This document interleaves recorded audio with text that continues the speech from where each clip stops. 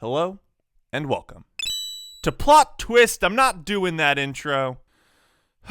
So I hate that I did that because that kind of decision making drives me nuts, because it leads to crappy plot twists like that all the time, where the decision for the twist was done just for the sake of including it or for shock value, and not because it made a tangible impact on the narrative. Though I suppose in retrospect I've made that plot twist relevant to the analysis by using it as a discussion point, so I guess I'm better off than the very thing I was trying to parody.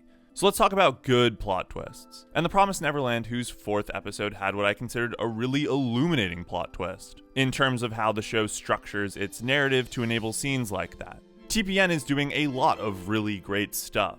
The use of lighting between the first 2 episodes to convey tonal shifts, solid use of sound to accentuate and undercut characters, a cat and mouse game of wits, enormous narrative questions without answers in sight. It's a really strong suspense thriller in a medium that's been reliant on horror to carry its thrillers in recent memory. And unsurprisingly, given the title of this video, it has 2 great examples of effective plot twists. But before we get into talking about how we can measure the narrative impact of plot twists and The Promised Neverland in general, let's quickly establish that I'll be spoiling episodes 1 through 4. And that if you want to comment on things that happen after that point from the manga, or another show entirely that uses plot twists effectively, please follow spoiler etiquette, which will be in the description as well as the pinned comment. Plot twists are still enjoyable even when spoiled, because you can see the construction that went into them more clearly, but everyone should have the right to choose.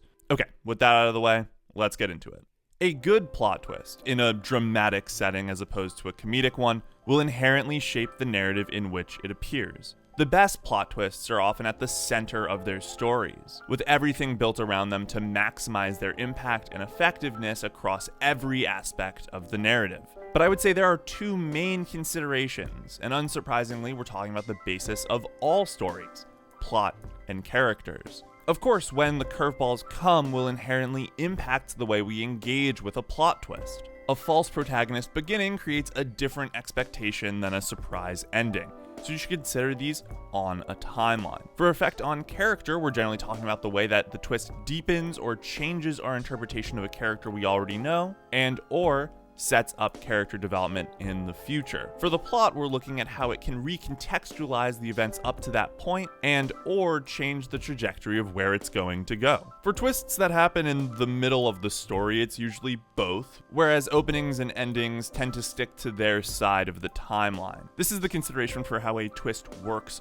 on the story, not the actual implementation, in which the challenge is in creating a plot twist that neither feels like it came out of nowhere, unless that's the point, a la false protagonist, nor was so foreshadowed that the audience knows what is going to happen and is simply waiting for it to happen already. This tends to come down to skill of the creator, and so the reason why I want to look at The Promised Neverland is because I want to break down the execution in the setting up of 2 of the twists. The first twist is, of course, that the orphanage is a farm. These young children, who have a simple daily routine of playing, eating, and testing, are not being sent to live with families, but instead are being killed and harvested by demons. The first episode is a great example of how suspense functions in regard to twists. There's too much weird stuff happening in that first episode. The opening with the gate, the numbered tattoos, the dramatic nature of the fence, too small to actually block anyone, so it's clearly not to protect the kids. No one who has left writes the kids left behind.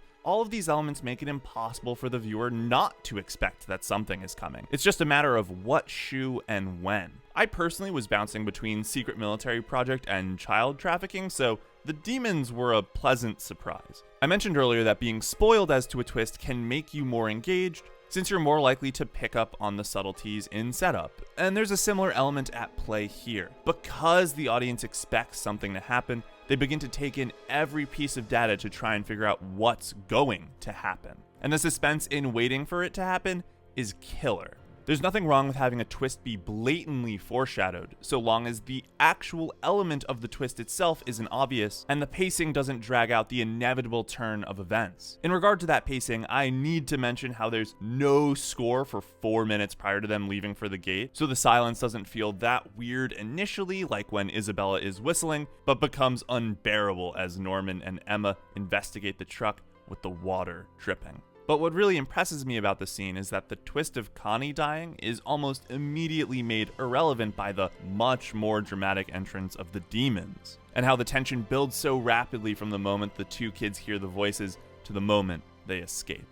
As an opening plot twist, what happens here is mostly setup. So it establishes a goal. There was no real plot trajectory prior to this moment, but we get escaping the farm and surviving in the aftermath of it, and adds clear opportunities for character development for Norman, Emma, and Isabella. The twist also works from the previous elements in that it makes logical sense. All the weird things are contextualized with this revelation, and we now understand Isabella in a completely different light than how we started. This places us in the same position as primarily Emma, who we're told really loved Isabella several times in this episode, as her trust is clearly shattered. It is a standard opening in terms of structure, though the execution in regard to suspense is impressive, and what we can take away from it in understanding how cluing the audience in partially can create greater narrative investment.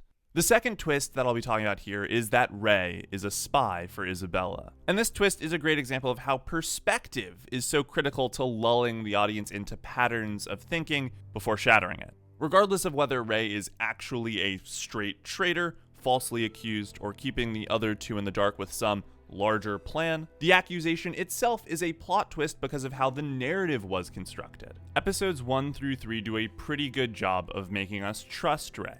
We are already inclined to trust him because Emma and Norman do, as they bring him into the loop in episode 2. He's extremely helpful in plotting out strategies in episode 3, and we don't even get around to the idea that there's a traitor amongst the kids until the end of episode 3, long after we've figured that he's safe. In addition, though Norman suspects Ray, we're not privy to Norman's thoughts in the same way we've attached to Emma's. The Promised Neverland's 4th episode goes out of its way to place us in Emma's perspective.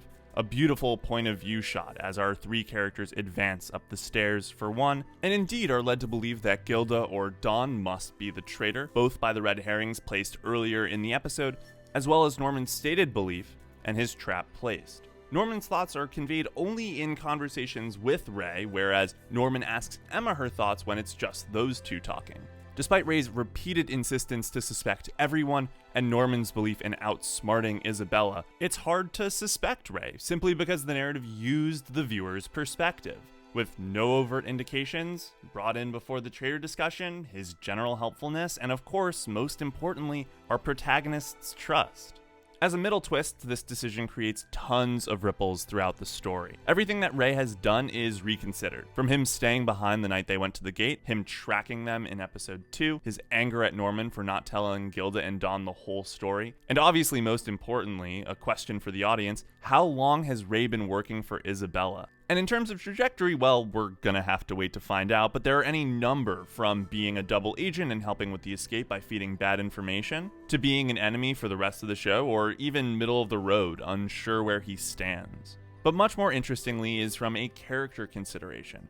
Not only Ray, who obviously has more to him than already seemed, but also to Norman and Emma's relationships with Ray. And technically, Gilda and Dawn as well, as they're now safe, can be considered friendlies. Obviously, I would love to speculate a ton about episode 4's plot twist and its effect on the narrative, but since it just happened and I refuse to read ahead, I'll just be thankful that it sets up a ton of opportunities in terms of plot and characters. And of course, be glad that it's a great example of how setting viewer perspective can help to create a great plot twist.